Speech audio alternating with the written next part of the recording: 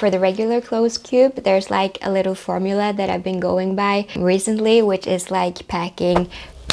How do you pack for 3 weeks in South Korea and Japan when you only want to bring one carry-on bag? For my trip, I had to pack everything from hiking to sightseeing to exploring cities, rainy days. In this video, I'm going to show you the step-by-step strategy I use to decide what actually makes it into my one carry-on bag. Stage 1. Plan before you pack. Before I start putting anything in my bag, I first think, what kind of trip am I actually taking?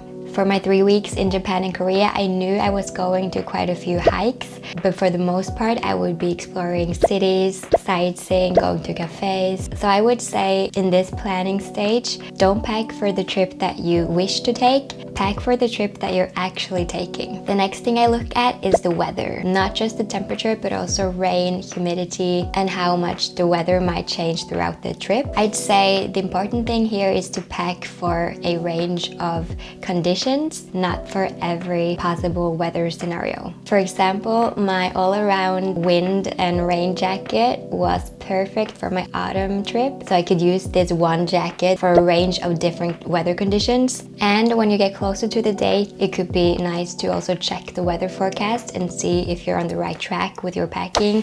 Stage 2. Choose your carry-on. This way you know what you have to work with, how much do you need to bring, will you be using buses, trains, public transportation, will you have to walk a lot with your bag. Backpacks are usually more flexible and there's often more usable space. It's also easier on uneven ground. You'll be hands-free, but it will also be heavier on your back. On the other hand, a suitcase is easier physically because you can roll it, so it's better if you don't want weight on your back. But on the other hand, it has rigid dimensions.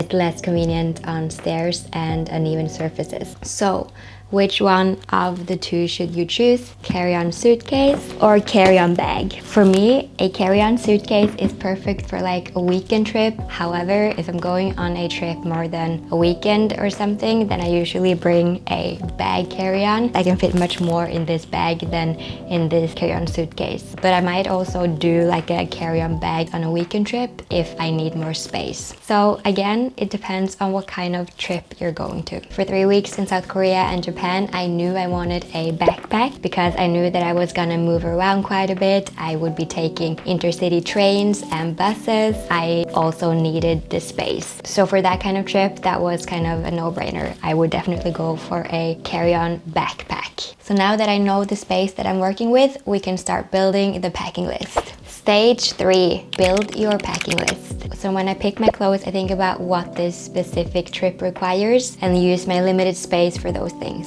This is where packing for this particular trip became a little bit tricky since I was doing so much opposite things like hiking and sightseeing. So I've got one packing cube for my hiking clothes and one for my regular clothes. But this hiking cube can easily be adapted to what kind of trip you're taking. So for example, if you're going to Jeju Island or South Korea and Japan in the summer, your second cube could be for like swimwear and quick dry towels that you need for the beach.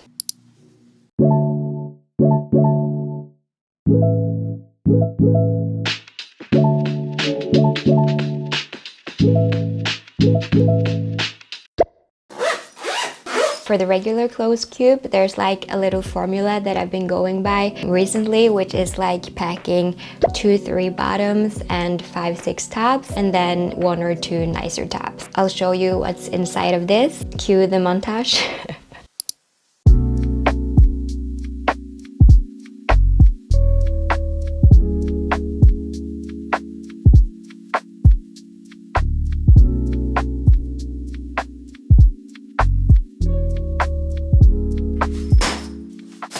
I'm bringing 3 pants. 2 of the pants fits in this packing cube, but the last pair of jeans is too bulky, so I have to pack it loose in my carry-on bag. So for packing the regular clothes, I think about packing in outfits and not in individual clothes. I choose clothes that can be mixed. I choose clothes that can be mix and match so that I have more outfits with less items. So let's see how many outfits I can put together with these 3 bottoms, 5 tops, and 1 nicer top.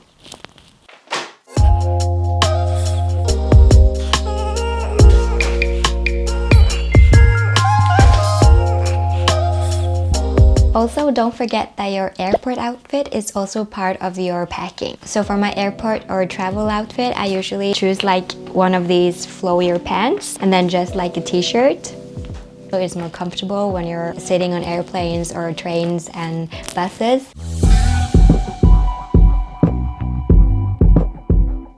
When you have this limited space, I've been preferring to pack in layers, especially if we're traveling in like autumn and winter when it's cold. You want clothes to keep you warm, but warm clothes can fill up half of your bag because they're so thick. For the winter cold, the secret here is wool. If you have wool, like a thin layer of wool, then you'll be keeping the warm.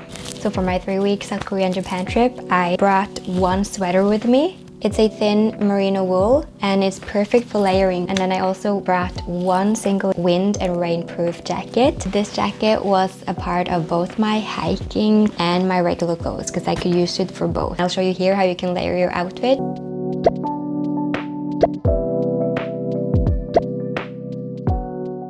So with this airport outfit here, jacket, a sweater, a t-shirt and pants, that actually saves up a lot of space in my suitcase. In total then I would actually bring 4 pants, 7 tops, 1 sweater and 1 jacket. Since shoes take up quite a lot of space, I usually try to pick a pair that can go with multiple activities. For this trip, I traveled with my Hoka Challenger shoes because they work really well for both hiking and sightseeing. So bringing a pair of versatile shoes or just shoes that will fit your itinerary for your specific trip would be a good idea.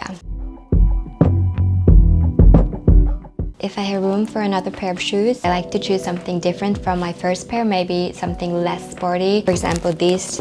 Oh my gosh. Then I get more variety in my outfits as well.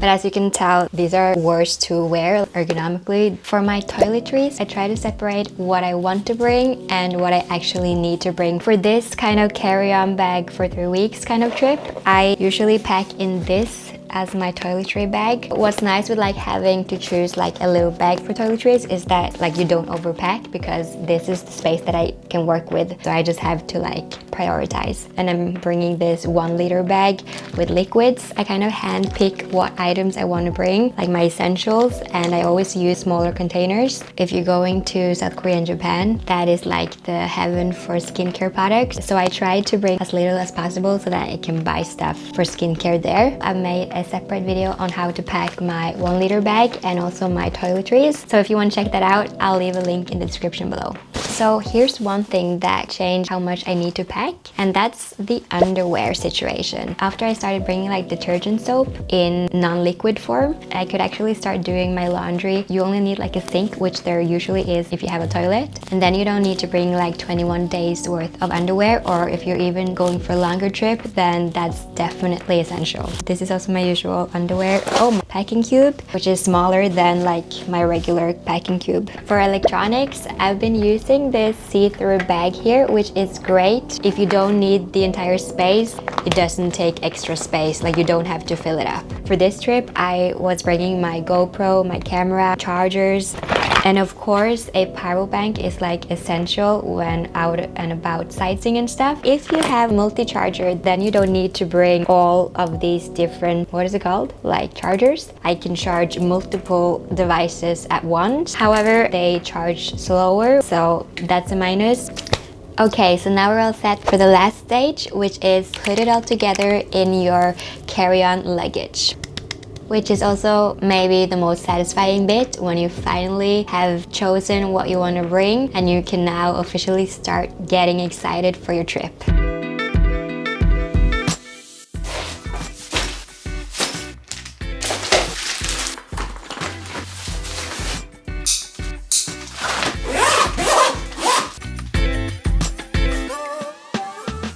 I know packing can feel overwhelming, especially when you're going away for several weeks. I've definitely had those times where I'm like, I just want to get this over and done. But I think, at least for me, the key has been to stop thinking about all of the things that I could bring, because it's a lot, and instead start focusing on the things that I actually need for the trip that I'm taking. And honestly, now that I have this strategy for packing for my longer trips, I feel like it's a much less burden to pack, and there's something about just getting everything ready that makes the trip feel real. So I hope these steps can make packing for your next adventure a little bit easier and give you time to focus on the things that we're all the most excited for, which is the actual trip. Woo! Let me know in the comments below, what is your strategy for packing? Feel free to let me know what kind of videos you want to see next. Thank you for watching. Don't forget to like and subscribe if you enjoyed the video. See you next week. Bye! Oh my gosh, doing all of this packing makes me excited for my next trip. I just don't know exactly when it will be, since my foot is still not good. I cannot walk yet. So how do you pack for... Oh!